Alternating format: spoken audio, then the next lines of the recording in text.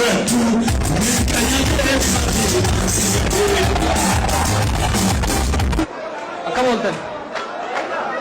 akka booltan nagaa jirtanii warri jarman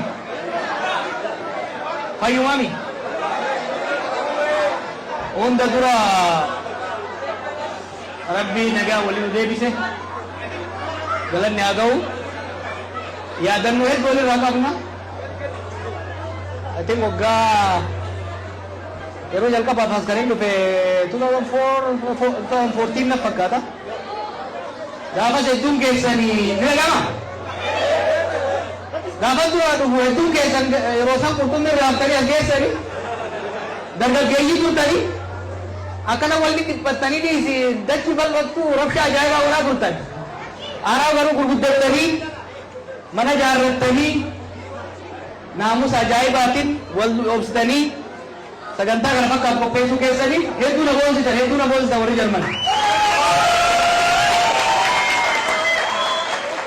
yeroo hedduu akkuma hin jirutti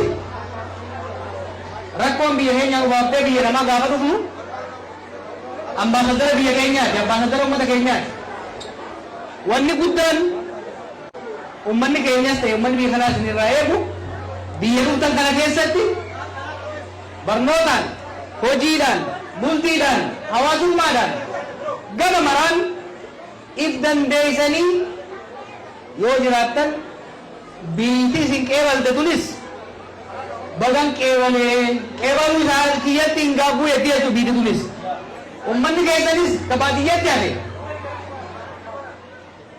gaafa isin wayyooyitanii isaa illee gargaartan gaafa tokkummaan keessan jabaate mul'atu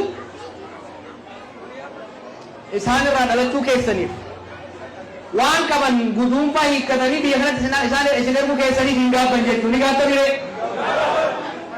hin gaabbuun hiikkaan isaa waan biraati miti waan dalayneet hin gaabbinu maal dalayne cunqursaa ni qoranne dhugaa qabnu ni baafanne tarsiimoo lafa kaayanne tarsiimoo san hojiitti hiine warra waan qixxaantii qabu akkuma duura angoorraa gadi buufne akkasuma goonanii keessa kitaaba kanaa hedduu isiniin himu isin dubbisaa gara fuuldura waliin mari'an kitaabni kun seenaa ani isin wajjin dalage hima waan biraan qabu ani isin wajjin dalage hima waan biraan qabu waan dalayne keessatti jarman keessatti waan dalaynetti minisotatti waan dalaynetti oromiyaatti waan dalaynetti biyya keessaa fi biyya baqattu waan dalaynetti tokkombaa dhugaa waan qabnu dhugaa waan qabsoofna hin gaabbinu jechuudha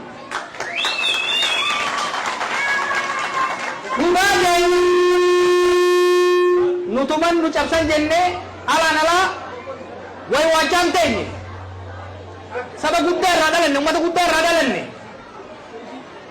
keessatti bobbooyaa jiraachuun fala akka hin taane hubachuudhaan beekumsa qabnu muuxannoo biyyoota biraa qorannee yeroo gabaabaa keessa jijjiirama finne jechuudha har'a hoo boqota jaan darbe kana keessatti waa'ee dhugeen dabalu gariin taa'uun galman geenye gariin kan eegariin nutti dhufu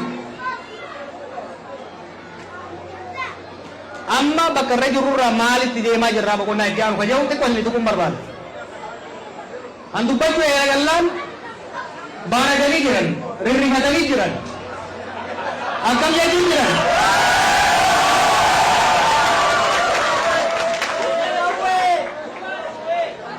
waggaa lamaan dabre kana waggaa lamaan dabre eegalii dhaabee booda itti hasaasaatiin ture amma immoo itti iyyuun eegale itti iyyinee itti lallannee dhaga'uu baannaan iyyisiisu illee dhufa jechuudha kana beekuu qaba namni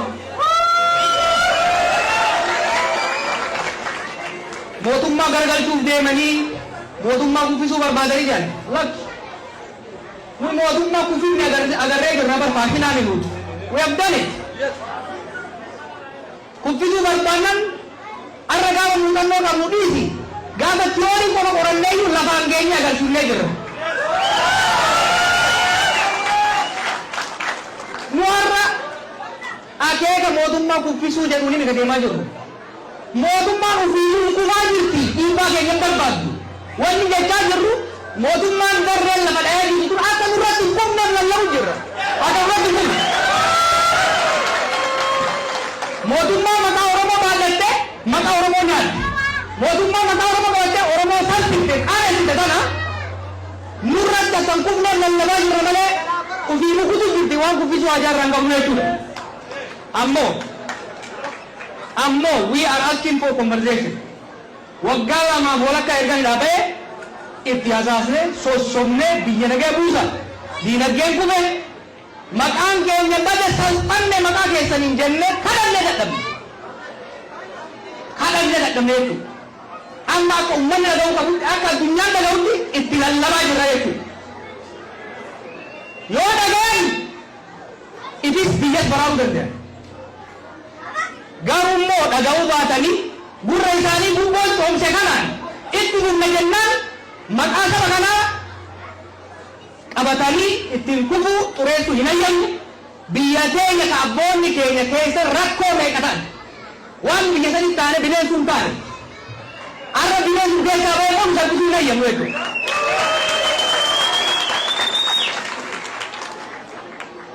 We are asking for conversation. Lallabaa jirra lallaba keenya dhaggeeffadha. Raftanii fireena qabdanii raftanii fireena qabdanii quuftanii quufa keessa dabartanii boqoysanii nurratti dhootanii xurii nuti qabu hin hayyamnu. Quufa sana biraa binnaa jedhanii. Oromoo dhagaya.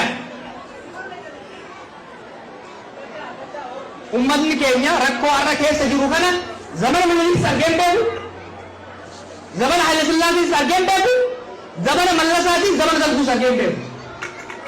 Rakkoo kana hunda obseet bor naasirraayen kaleessa dargaggummaa akka isaan godhe, kaleessa boona akka isaan godhe, arraa bor wayyaamsoo jau itti hammaataa deema. Kana caalaa hin obsinu jechuudha. Sirraanis sirraa waan mal immoo bakka humnaa jechuudha dhugaatii qabu.